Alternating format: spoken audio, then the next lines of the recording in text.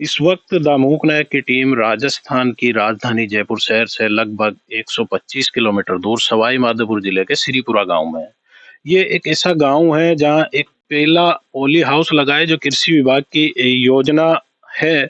Subsidy दी जाती है कृषि विभाग की और ऑर्गेनिक खेती के लिए स्ट्रक्चर तैयार होता है।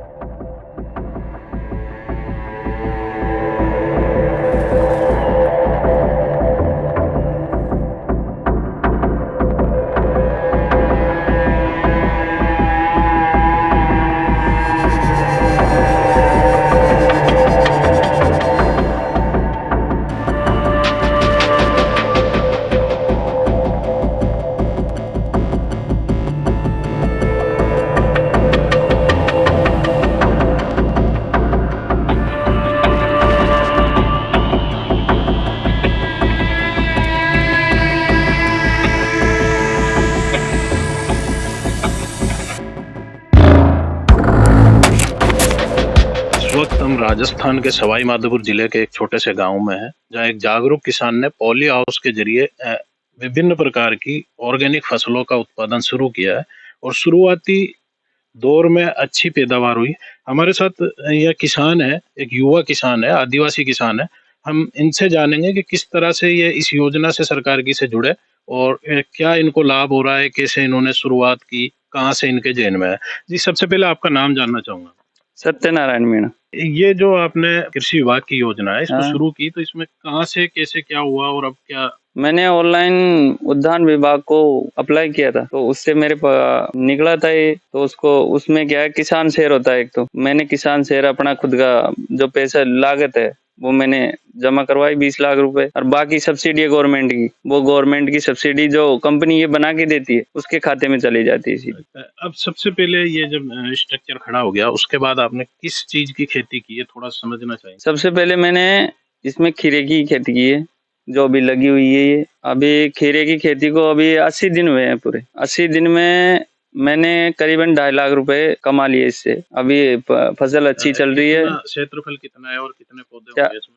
4000 वर्ग मीटर का है। पौधे कितने लगाए होंगे? पौधे इसमें 8400 की समथिंग है। खीरे की मार्केटिंग को लेके, क्योंकि आप इंटीरियर एरिया में है, ठेठ ग्रामीण इलाका है और शहर जो है बड़ा वो दूर है काफी, तो क्या सिस्टम रहता है और कितनी लागत आ जाती है मार्केट तक पहुंचाने? ये गांव के एरिया में है, अपने पास कोई दूसरा पोली हाउस नहीं है, इससे थोड़ा महंगा पड़ता है। और वैसे अपन एक थैली 22 किलो की भर्ती करते हैं, उसका अपन चार्ज कर देते हैं 40 रुपए।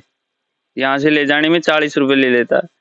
और ये मार्केट में जाता है जयपुर मोहाना मंडी।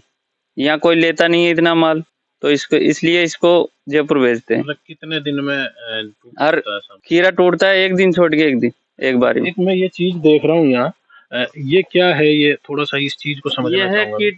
ये कीट ट्रैप।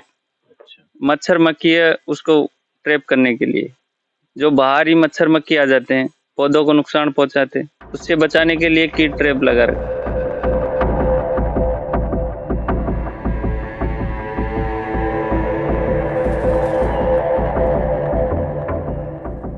दवाएं किस प्रकार की इस्तेमाल होती है? सर, दवाएं सारी ऑर्गेनिक काम में आती है। इसमें जो ऐसे अपने ज्यादा जहर है वो नहीं है, ऑर्गेनिक है सारा कुछ है। मतलब रोग कौन से लग सकते हैं, क्या संभावना रहती है?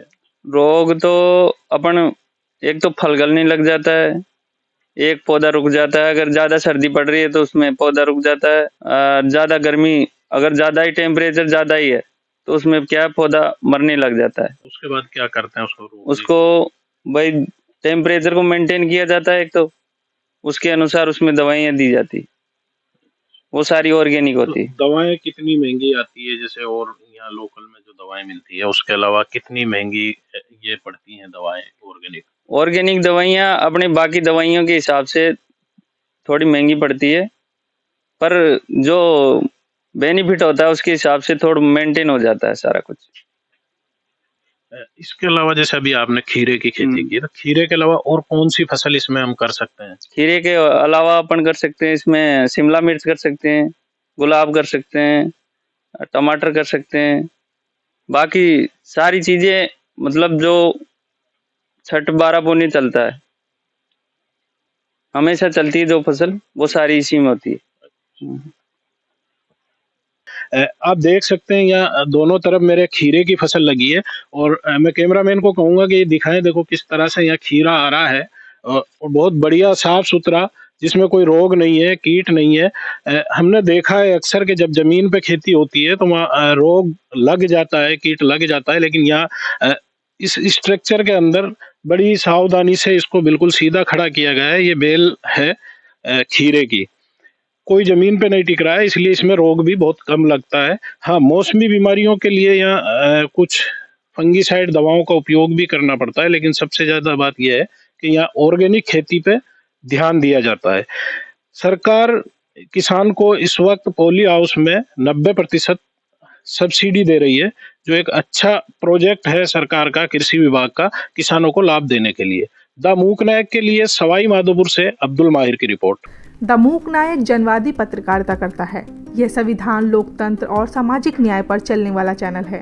अगर आप भी चाहते हैं द मूक नायक हमेशा हाशिए पर खड़े लोगों की आवाज बुलंद करता रहे, बेजुबानों की पीड़ा दिखाता रहे, तो सपोर्ट कीजिए। सपोर्ट करने वाला लिंक आपको स्क्रीन पर दिखाई दे रहा होगा। साथ ही डिस्क्रिप्शन में जाकर भी आपको ये लिंक मिलेगा, जहां पर जाकर आप हमें सपोर्ट कर सकते हैं और हमारे काम को आगे बढ़ा सकते हैं।